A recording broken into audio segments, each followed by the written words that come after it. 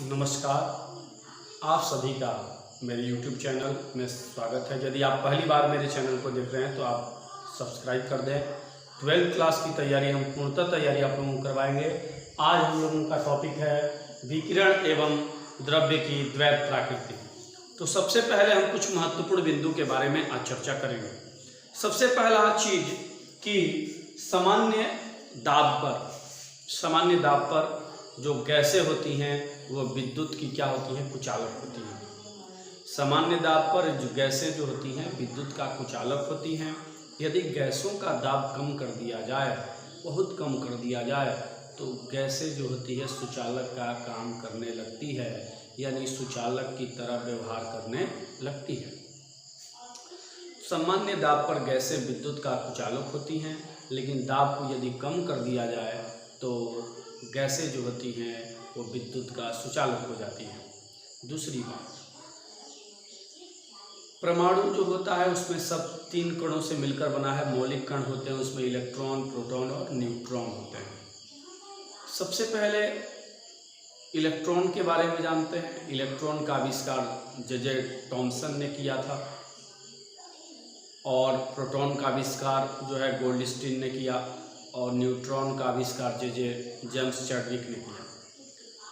Proton के बारे में आप सबको प्राप्त होगा जानकारी कि प्रोटॉन जो है उसका आविष्कार कोई रदरफोर्ड भी कहता है। तो आपको मैं बता देता हूँ, रदरफोर्ड इसलिए कहता है क्योंकि नाभिक के बारे में सबसे ज़्यादा जानकारी रदरफोर्ड ने दिया था। और चूँकि नाभिक में प्रोटॉन होता है और प्रोटॉन का नामकरण भी जो है रदरफोर्ड ने किया था। लेकिन उसकी सबसे पहले खोज कि परमाणु के अंदर जो एक धनाविष्ट कण होता है, इसके बारे में सबसे पहले गोल्डस्टीन ने बताया था, इसलिए इसको गोल्डस्टीन के नाम से भी जानते हैं। अब आपको यदि परीक्षा में आए तो क्या करना है इसके बारे में आप लोग जान लीजिए। यदि मान लीजिए परीक्षा में आपको आ जाए कि प्रोटॉन की खोज किसने की, तो रदरफोर्ड यदि ऑप्शन में है तो रदरफोर्ड, और यदि गोल्डस्टीन है तो गोल्डस्टीन। यदि दोनों ऑप्शन में है तो गोल्डस्टीन सही उत्तर होगा। ठीक है, चलिए। सबसे बात है कि इलेक्ट्रॉन का द्रव्यमान क्या होता है, मास ऑफ इलेक्ट्रॉन क्या होता है, तो 9.11 × 10⁻31 kg। दूसरा, मास ऑफ प्रोटॉन कितना होता है, तो मास ऑफ प्रोटॉन कितना होता है, तो 1.673 × 10⁻27 kg। यदि आप मास ऑफ न्यूट्रॉन की बात करते हैं तो 1.675 × 10⁻27 kg। यानी सबसे ज़्यादा द्रव्यमान किसका होता है, सबसे अधिक द्रव्यमान जो होता है न्यूट्रॉन का होता है। द्रव्यमान किसका अधिक, तो न्यूट्रॉन का अधिक। थोड़ा सा अधिक है किससे, प्रोटॉन से थोड़ा सा अधिक है। प्रोटॉन से थोड़ा सा अधिक द्रव्यमान जो होता है किसका होता है, न्यूट्रॉन का होता है। यानी न्यूट्रॉन का द्रव्यमान सबसे अधिक होता है और सबसे कम द्रव्यमान जो होता है इलेक्ट्रॉन का होता है। ठीक है, इलेक्ट्रॉन पे जो आवेश होता है वो माइनस होता है और प्रोटॉन पे जो आवेश होता है वो प्लस होता है। यानी इलेक्ट्रॉन माइनस आवेश, minus charge, proton plus charge और न्यूट्रॉन नो चार्ज, उदासीन, कोई आवेश नहीं होता है। ठीक है, इलेक्ट्रॉन पे जो आवेश होता है, यहाँ पे देखिए इलेक्ट्रॉन पे जो आवेश होता है 1.6 × 10⁻19 कूलम, चूँकि माइनस है यानी माइनस। और प्रोटॉन पे आवेश जो होता है वो प्लस होता है 1.6 × 10⁻19 कूलम। ध्यान देने वाली बात, इलेक्ट्रॉन पे जो ये आवेश होता है इसका मान सबसे पहले मिलिकॉन ने दिया था, याद कर लीजिएगा सब लोग। मिलिकॉन नामक वैज्ञानिक ने सबसे पहले इसके बारे में बताया। किसके बारे में, इलेक्ट्रॉन की खोज। इलेक्ट्रॉन के पे आवेश होता है 1.6 × 10⁻19 कूलम। किसने बताया, तो मिलिकॉन ने बताया। किसने बताया, मिलिकॉन ने बताया कि इलेक्ट्रॉन पे जो आवेश होता है 1.6 × 10⁻19 कूलम होता है। 1897 ईस्वी में जे थॉमसन ने बताया थॉमसन ने बताया कि E/ME बराबर 1.7588 इंटू 10⁻⁻11 कूलाम प्रति केजी ये मान होता है। E/ME का मान ये होता है, किसने बताया? तो सबसे पहले आपका जे टॉमसन ने बताया कि E/ME का मान, E माने आवेश, मूल आवेश बटा में E यानी इलेक्ट्रॉन पे आवेश बटा इलेक्ट्रॉन का द्रव्यमान इतना होता है, यानी मूल आवेश बटा में मास ऑफ इलेक्ट्रॉन इतना होता है। ये सबसे पहले किसने बताया? तो सबसे पहले जे टॉमसन ने बताया। यह ध्यान रखिएगा, बहुत इंपॉर्टेंट बात है। दूसरी बात आपको जाननी है, एक बात दूसरी बात देखा जाए कि क्या होता है, थोड़ा सा आगे देखेंगे हम।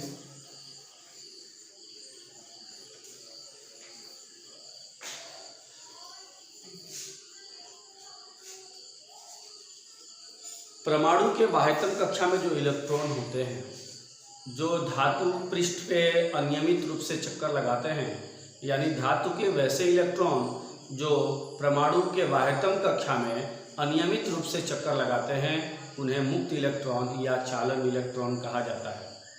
इन इलेक्ट्रॉनों को यदि हम धातु पृष्ठ से बाहर निकालना चाहें, यानी जैसे मान लीजिए ये धातु पृष्ठ है, इस पे जो इलेक्ट्रॉन अनियमित रूप से चक्कर लगा रहे हैं, ये धातु पृष्ठ पे हैं, तो इनको यदि हम बाहर निकालना चाहें, चूंकि ये प्रोटॉन प्लस न्यूट्रॉन अंदर होता है, इससे ये आकर्षण बल से जुड़े रहते हैं।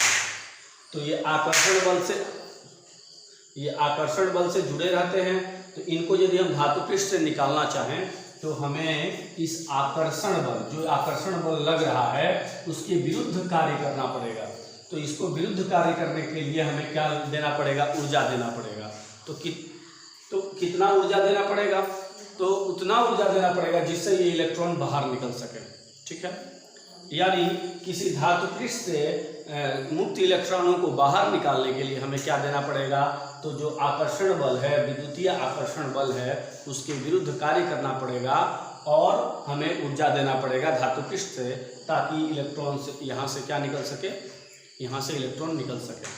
तो इलेक्ट्रॉन को निकालने में जो न्यूनतम ऊर्जा खर्च होती है, उस ऊर्जा को हम कार्यफलन कहते हैं। यानी वह न्यूनतम ऊर्जा जिसे इस धातु पृष्ठ पर देने से इलेक्ट्रॉन बाहर निकलता है, वह न्यूनतम ऊर्जा जिसे किसी धातु पृष्ठ पर देने से इलेक्ट्रॉन धातु पृष्ठ से बाहर निकलता है, उसे उस धातु पृष्ठ का कार्यफलन कहते हैं।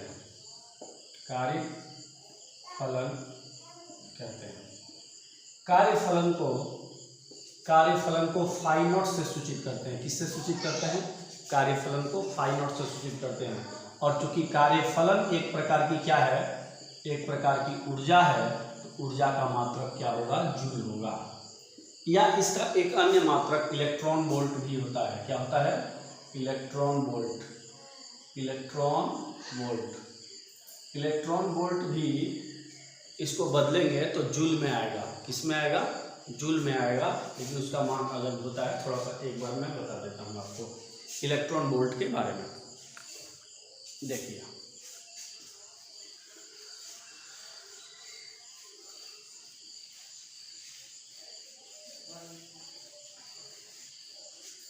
इलेक्ट्रॉन वोल्ट यानी एक इलेक्ट्रॉन पे आवेश गुणे 1 वोल्ट। इलेक्ट्रॉन वोल्ट इसको ऐसे लिखते हैं, इलेक्ट्रॉन वोल्ट। 1 इलेक्ट्रॉन वोल्ट बराबर 1 इलेक्ट्रॉन पे आवेश आवेश गुणे 1 वोल्ट। 1 इलेक्ट्रॉन का आवेश 1.6 गुणे 10⁻⁻19 कूलाम गुणे 1 वोल्ट। कूलाम में वोल्ट का गुना करेंगे जूल में बदल जाएगा, 1.6 गुणे 10⁻⁻19 जूल, यानी 1 इलेक्ट्रॉन वोल्ट बराबर ये होता है 1.6 गुणे 10⁻⁻19 जूल। रही बात कार्यफलन की, अलग अलग धातु पृष्ठों का कार्यफलन अलग अलग होता है, यानी हर धातुओं के लिए कार्यफलन बदलता है। जैसे प्लेटिनम का कार्यफलन अलग होगा, सीजियम का कार्यफलन अलग होगा, जितनी भी चीज़ें हैं, एल्युमिनियम का अलग होगा, यानी जितनी भी धातुएं हैं सबका कार्यफलन क्या क्या होगा, अलग अलग होगा। दूसरी बात कि सबसे ज़्यादा कार्यफलन होता है प्लेटिनम का और सबसे कम होता है सीजियम का। याद कर लीजिएगा, सबसे कम कार्यफलन 2.14 eV ये होता है आपका सीजियम का। सबसे जो होता है वो क्या होता है, CS। सीजियम का सबसे कम होता है और 5.65 eV सबसे अधिक जो होता है वो प्लेटिनम का होता है।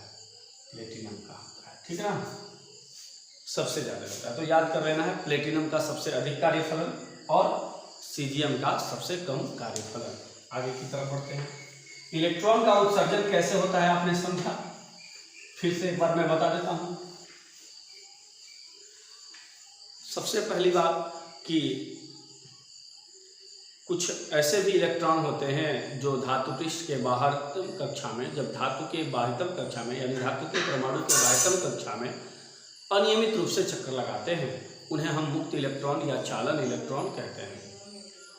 इन मुक्त इलेक्ट्रॉनों को यदि हम धातु पृष्ठ से बाहर निकालना चाहते हैं तो प्रोटॉन और इलेक्ट्रॉन के बीच लगने वाले विद्युतीय आकर्षण बल के विरुद्ध हमें क्या करना पड़ेगा, कुछ न कुछ कार्य करना पड़ता है।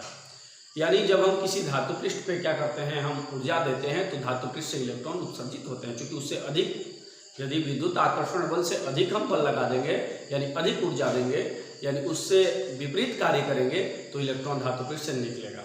तो धातु पृष्ठ से निकालने के लिए जो न्यूनतम ऊर्जा खर्च होती है, यानी वह न्यूनतम ऊर्जा जिसे किसी धातु पृष्ठ पर देने से मुक्त इलेक्ट्रॉन धातु पृष्ठ से उत्सर्जित होते हैं, तो उस न्यूनतम ऊर्जा को कार्यफलन कहा जाता है। कार्यफलन को फाई नॉट से सूचित किया जाता है। 1 इलेक्ट्रॉन वोल्ट के बारे में भी मैंने बताया। 1 इलेक्ट्रॉन वोल्ट कितने के बराबर, 1.6 गुणे 10⁻⁻19 जूल के बराबर। इलेक्ट्रॉन वोल्ट जो है वो किसका मात्रक है, कार्यफलन का मात्रक है। ये भी जूल में परिणित हो गया। और कार्यफलन एक प्रकार की क्या है, ऊर्जा है। ध्यान देंगे सब लोग, यहाँ तक तो समझ में आ गया। अब इलेक्ट्रॉन को किसी धातु पृष्ठ से निकालने के लिए, हमें क्या क्या करना पड़ता है इसके बारे में हम चलिए जानते हैं।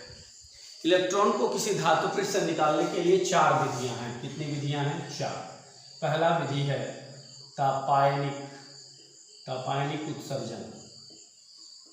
क्या है, तापायनिक उत्सर्जन। सबसे पहले ये धातु पृष्ठ है, इस धातु पृष्ठ पर हम यदि ताप देते हैं, क्या देते हैं, ताप देते हैं, तो ताप भी एक प्रकार की ऊर्जा है। इससे प्राप्त करके इलेक्ट्रॉन जो होते हैं वो क्या होते हैं, धातु पृष्ठ से बाहर निकलते हैं।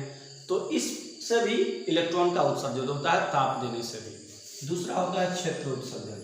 क्या होता है दूसरा, क्षेत्र उत्सर्जन, यानी या विद्युत क्षेत्र उत्सर्जन भी इसे कहा जाता है। ये धातु पृष्ठ है, इस पर यदि हम उच्च वोल्टेज में यानी उच्च विभवांतर में रखते हैं, इस धातु पृष्ठ को कहाँ रखते हैं, उच्च विभवांतर वाले क्षेत्र में रखते हैं या उच्च विभव वाले क्षेत्र में रखते हैं, उच्च विभवांतर वाले क्षेत्र में रखते हैं, तो इससे क्या होता है, इलेक्ट्रॉन बाहर निकलता है और इसे कहा जाता है क्षेत्र उत्सर्जन कहते हैं। तीसरी विधि है हमारी प्रकाश विद्युत उत्सर्जन। तीसरी है प्रकाश विद्युत उत्सर्जन। सबसे पहले हम ये धातु पृष्ठ है और इस धातु पृष्ठ पे जब हम परावैगनी प्रकाश क्या करते हैं, कैसा, परावैगनी प्रकाश, इस आवृत्ति की उचित आवृत्ति की जब परावैगनी प्रकाश को हम इस पे डालते हैं तो इससे इलेक्ट्रॉन क्या होता है, इलेक्ट्रॉन निकलता है, जिसे हम क्या कहते हैं, प्रकाश विद्युत उत्सर्जन कहते हैं। और चौथी विधि है, ये मान लीजिए धातु पृष्ठ है, इस पे हम उच्च ऊर्जा वाले इलेक्ट्रॉन को डालते हैं। उच्च ऊर्जा ऊर्जा वाले इलेक्ट्रॉन को डालते हैं तो यहाँ से इलेक्ट्रॉन क्या होते हैं, निकलते हैं। यहाँ से इलेक्ट्रॉन क्या होते हैं, निकलते हैं। तो इसे हम कहते हैं द्वितीयक उत्सर्जन। क्या कहते हैं, द्वितीयक उत्सर्जन। क्या कहते हैं हम लोग, द्वितीयक उत्सर्जन कहते हैं। तो सबसे पहली बात फिर से एक बार देखिए, पहला तापायनिक उत्सर्जन। जब किसी धातु पृष्ठ पर हम ताप देते हैं तो इलेक्ट्रॉन उत्सर्जित होते हैं। तो इलेक्ट्रॉन क्या होते हैं, उत्सर्जित होते हैं। उसे हम क्या कहते हैं, इलेक्ट्रॉन उत्सर्जन कहते हैं। इलेक्ट्रॉन उत्सर्जन हो गया तो उसको कहते हैं तापायनिक उत्सर्जन। और इसके बारे में सबसे पहले एडिसन ने बताया, इसके बारे में सबसे पहले एडिसन ने बताया, इसलिए इसे हम क्या कहते हैं, एडिसन प्रभाव भी कहते हैं। और इस स्थिति में जो इलेक्ट्रॉन निकलते हैं उनको हम तापायन इलेक्ट्रॉन कहते हैं, तापायन इलेक्ट्रॉन कहते हैं। ठीक है।